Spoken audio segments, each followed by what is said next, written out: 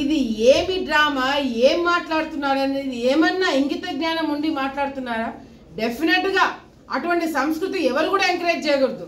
అది ఎవరి మీదనే దాడి జరగనియండి. ఒక ముఖ్యమంత్రి హోదాలో ఒక వ్యక్తి పైన దాడి జరిగిందంటే మేమందరం కూడా ఖండిస్తున్నాం.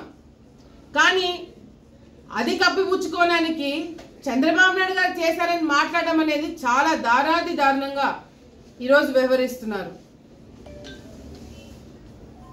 ఆయన మీద దాడి జరిగిన 5 నిమిషాలకి ధర్నాకి ఎట్లా కూర్చున్నారు అంటే ముందుగానే తెలిసింది. అక్కడికి ముందుగానే సాక్షి ఛానల్ వెళ్ళి కూర్చుంది. ఎట్లా సాక్షి వాళ్ళకి ఎట్లా తెలుసండి? వైసీపీ నాయకులకి ఎట్లా తెలుసండి? 5 నిమిషాల్లో తెలుగుదేశం పార్టీ వాళ్ళు చేశారని ఏ విధంగా నిర్ణయించినారండి? దాన్ని ఖండించరా? సో ఇవన్నీ కూడా ప్రజలు అమాయకులు కాదు. ఆల్రెడీ మీరు చేసిన డ్రామాలు, మీరు కొట్టిన డైలాగులు అన్నీ విని మోసపోయి మీకు ఓటేసి ఈరోజు రాష్ట్రాన్ని ఈరోజు ఏ విధంగా తయారు చేశారనేది అందరూ కూడా చూస్తున్నారు. మళ్ళీ మీరు అదే డ్రామా, అదే మాటలు, అదే స్థాయిలో మీరు మాట్లాడుతుంటే ప్రజలు నవ్వుతున్నారు. అప్పుడు అయ్యో పాపం అన్న ప్రజలే ఇప్పుడు మిమ్మల్ని ఇది చూసి నవ్వుతున్నారు. సో దయచేసి ఉన్న మర్యాదను కాపాడుకొని ఎవరైతే తెలుగుదేశం పార్టీ మీద బురద చల్లాలని చెప్పి చూస్తున్నారో అటువంటి వ్యక్తులకి నేను ఒకటే తెలియజేసుకుంటున్నాను. మీ స్థాయి మీరు దిగజార్చి ఈ విధంగా రాజకీయాల్లో మీరు మాట్లాడితే మంచి పద్ధతి కాదు. ఎన్నికలకి ముందు ఈ విధంగా దాడి చేస్తే అది ప్రతిపక్షం వాళ్ళు చేశారనేది మాట్లాడడం కూడా కరెక్ట్ కాదు. ప్రజలు గమనిస్తున్నారు.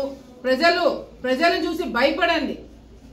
ప్రజలు ఈరోజు ఏ విధంగా ఉన్నారు, వాళ్ళ మెంటాలిటీ ఏంటి, వాళ్ళ ఆలోచన విధానం తెలుసుకొని మీరు వివరించండి.